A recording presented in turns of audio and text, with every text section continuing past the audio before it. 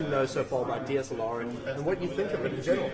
I don't really know that much about DSLR, but on past shoots and stuff that I've been on, we've had quite a few of the directors and our crew have kind of mentioned these cameras. So once we found out there was an event coming up, we thought it'd be interesting to come along and just see what it's all about, basically. So carry on with that. Tell us a little bit about what you think about tonight. What do you think? Yeah, but it's just really interesting just to sort of see, I guess, how new kind of sort of cameras are developing and stuff, and the type of work that's being done on them, and yeah, basically. Do you want to take it off from there? Carrying more a little bit on about DSLR, and do you think that there is a bit of a future for DSLR? Do you think that this is a profitable form of the camera to be working with? Definitely. We were talking earlier. Sorry. That's fine. In terms of the future for these type of cameras, I think it might be certainly limited in terms of what you can do in terms of different formats of filming. I mean, with the type of work that we do lots of feature documentaries and kind of on-the-fly documentaries. So we were discussing whether these cameras were suitable for that, just in terms of the kind of setup, because it's quite the setup was quite structured. So in terms of on-the-fly filming, it's not necessarily that easy to do all of that. But certainly for maybe music videos or short films, things like that, the quality of the footage is fantastic. So that's the filmic quality is certainly something that I think we would consider for more structured documentaries anyway. Rachel, Yes. do you want to try and tell us a little bit more about what you think? Honestly, when you were taking off about how the kind of cameras that you guys need for the kind of shooting that you do, how do you think that DSLR should be changing? Because obviously there's a lot more technology in the camera. How do you think DSLR should be changing to be able to benefit a wider audience? Well, I personally, I don't know that much about it myself, but I know that that one of the directors in our company was saying for sort of documentaries that it might need something which we can get a greater depth of field, maybe. So that's maybe why we can't be using it for on-the-fly sort of documentaries.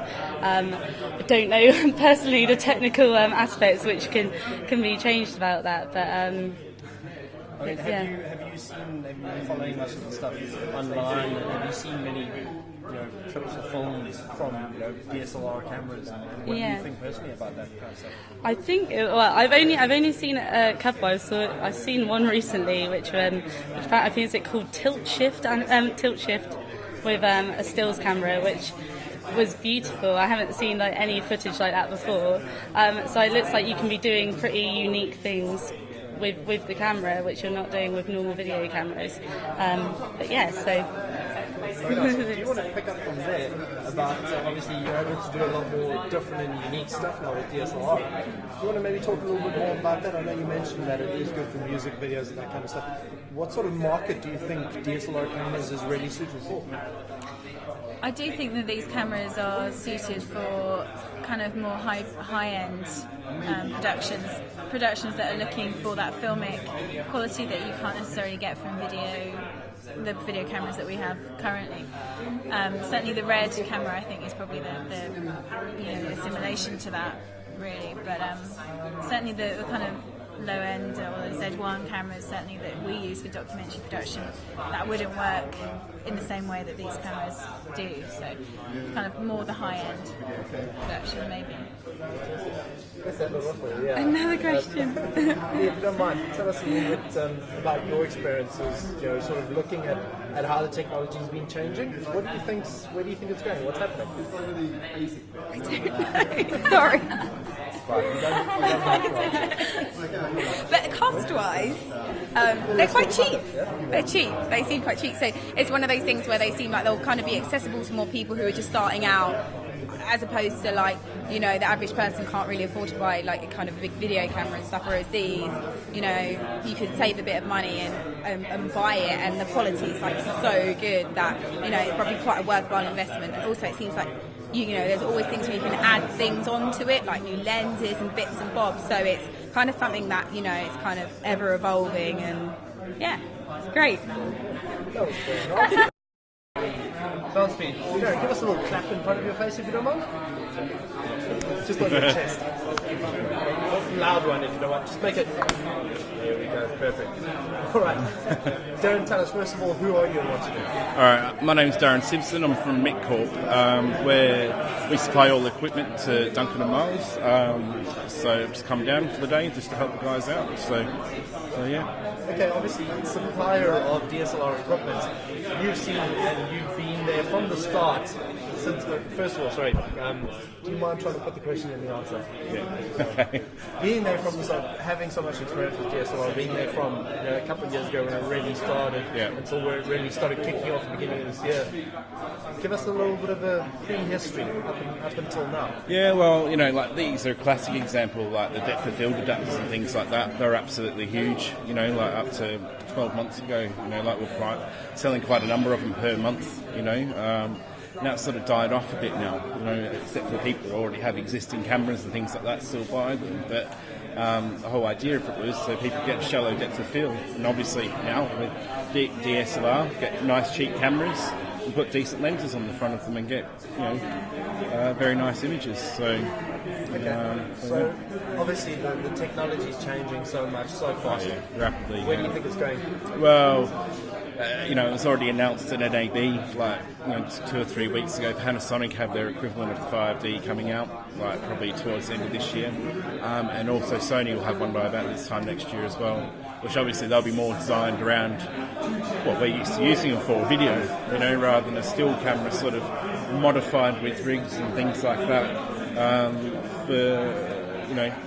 more for television broadcast. So yeah, it's quite exciting times really. So. And obviously, I don't know if you're from London. Or, yeah, from London. Yeah. Being in the UK, how do you think the DSLR is taking off here in the UK? Are you seeing a lot of big budget productions starting to use it now? Yeah, like so many huge budget productions. That's probably not quite it, because that's probably where they fit, because they're a lower cost type of camera. So to get good quality images at a low cost. So probably the high-end productions still probably mainly with other larger formats like from Sony and Panasonic.